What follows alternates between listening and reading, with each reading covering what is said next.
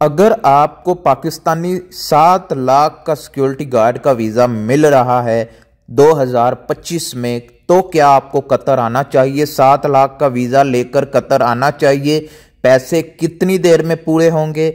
और इस वीज़े पर क्या 7 लाख 6 लाख इतना महंगा हो गया वीज़ा? आज की वीडियो में कतर सिक्योरिटी गार्ड के वीज़े पर मैं बना रहा हूं कि वीज़े की कीमत सही में कीमत क्या है और 7 लाख का लेकर कतर आकर हम कितनी देर में पूरे करेंगे, या हमें आना चाहिए या नहीं आना चाहिए, तो आप बताएंगे। बिस्मिल्लाहिर्रहमानिर्रहीम, अस्सलामु अलैकुम।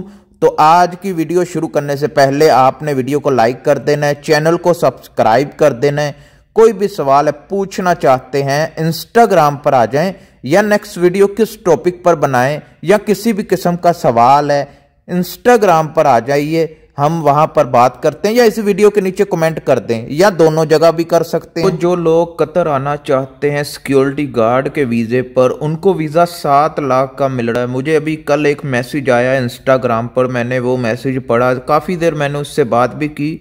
तो वो यही पूछना चाह रहा था कि 7 लाख का वीज़ा लेकर कतर आकर कितनी देर में पूरे होते हैं, और यहाँ 7 लाख का वीज़ा लेकर हमें आना चाहिए या नहीं आना चाहिए। मतलब इस तरह के उसके सवाल थे जो मुझे समझ आ रहे थे।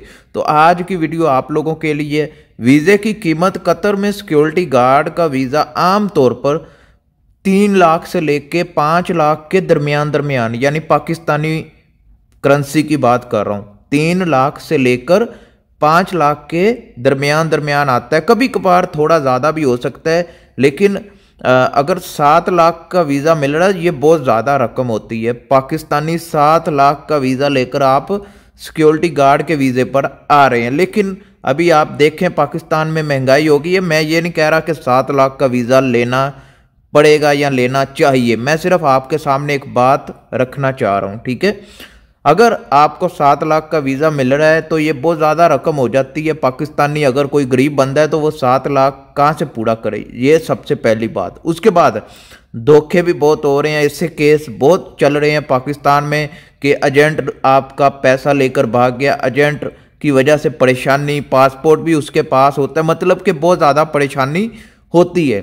तो इसलिए अगर आपको वो वीज़ा बिल्कुल ठीक दे रहा है, कानूनी वीज़ा, मतलब कानूनी वीज़ा ये है कि 2 से 6 हफ्ते के अंदर अंदर आपका वीज़ा आ जाता है। लेकिन आजकल पाकिस्तान में 2 से 3 महीने के बाद आपका वीज़ा निकल रहा है। ये होते हैं फ्रॉड। जो लोग या जो एजेंसी आपको ये कहती है कि अभी नहीं आया, अभी नहीं आया, 3 महीने वेट करो, 4 महीने, ये होता है धोखा। अगर आपका कानूनी वीज़ा है और कानूनी वीज़ा आपको 2 से 6 हफ्ते के अंदर अंदर मिल जाता है, तो इसलिए कानूनी वीज़ा है, बिल्कुल ठीक है, कागजात बिल्कुल ठीक है, आपका काम बिल्कुल ठीक है, कोई किसी किस्म का फ्रॉड नहीं है, गलत पेपर कोई ऐड नहीं कर रहे, फिर 7 लाख आप इन्वेस्ट कर सकते हैं, कतर आ सकते हैं, सिक्योरिटी गार्ड की जॉब कर सकते हैं। लेकिन अगर फ्रॉड है, आपके कागजात में कुछ हेराबेरी की गई है, या आपकी तलीम मिडल है, 10 पास नहीं है, या 10 पास से कम है, वो 2 नंबर जारी पेपर लगाकर आपका तलीम पूरी कर रहा है, तो ऐसे कामों से ग्रेज करें, 2 नंबर काम मत करें।